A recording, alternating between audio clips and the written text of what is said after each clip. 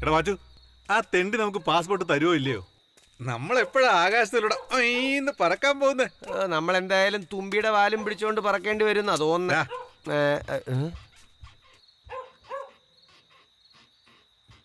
ശക്തി, ഇതാ തെണ്ടിയുടെ കാറല്ലേടാ? അതെടാ.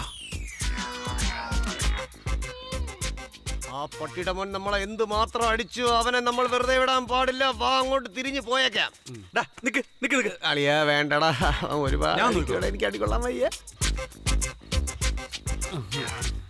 എന്റെ പൊന്നല്ലേ, ഇങ്ങനെ കടിക്കല്ലേ? എന്താണോ എന്റെ സാറേ, ഇപ്പോഴല്ലേ ഞങ്ങള് കാശ് എന്ന്, പിന്നെ എന്തിനാ വന്നിട്ട് ഞങ്ങളെ ഇട്ട് തട്ടുന്നേ? മിണ്ടരുത്, ഇടിക്കുന്ന.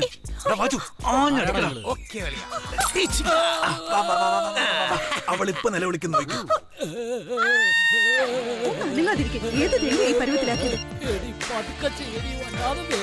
ചേട്ടാ, പ്രകാശനാണ് ലൈനിൽ. നാറിയെടുത്ത് പറഞ്ഞായിരുന്നോ ചേട്ടാ?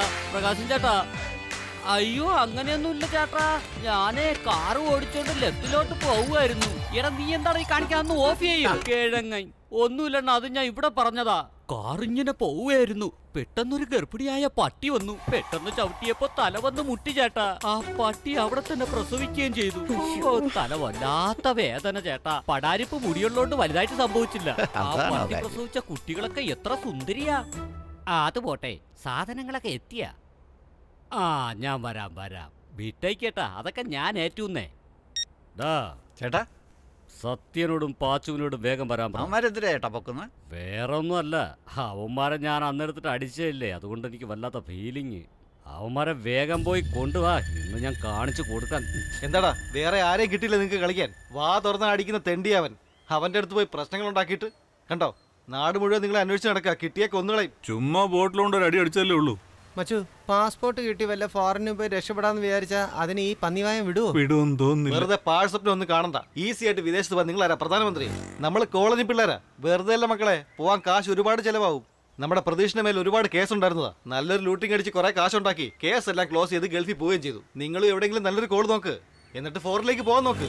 ഇല്ലെങ്കിലേ കാത്തവരാജന്റെ കൈ കിട്ടി അടിച്ചു കൊന്ന് കെട്ടിത്തൂക്കും നിങ്ങളെ. അതെ, കൊന്ന് കെട്ടിത്തൂക്കും. ആദ്യം നിന്നെ ഞാൻ കെട്ടിത്തൂക്കും. മിണ്ടാതെ കിടന്നോ. എന്നാ പിന്നെ നീ ചെല്ലേ, ഞങ്ങൾ ശരിടാ. അല്ലേ, നോക്കി പോണേ. പാച്ചു, വലിയൊരു എമൗണ്ട് അടിച്ചു പറ്റിട്ട് ഇവിടുന്ന് മുങ്ങണം. ഒന്ന് പോടാ. ഇപ്പൊ ആരുടെ കയ്യിലാ കാശുള്ളത്? ഇപ്പൊ എല്ലാം ഡിജിറ്റൽ മണിയല്ലേ ഉള്ളൂ. കാറിലുണ്ടായിരുന്ന കുട്ടിയെ കടത്തി 10 ലക്ഷം രൂപ ചോദിച്ച് ഭീഷണി. പേടിച്ച മാതാപിതാക്കൾ 10 ലക്ഷം രൂപ കൊടുത്ത് കുട്ടിയെ രക്ഷപ്പെടുത്തി.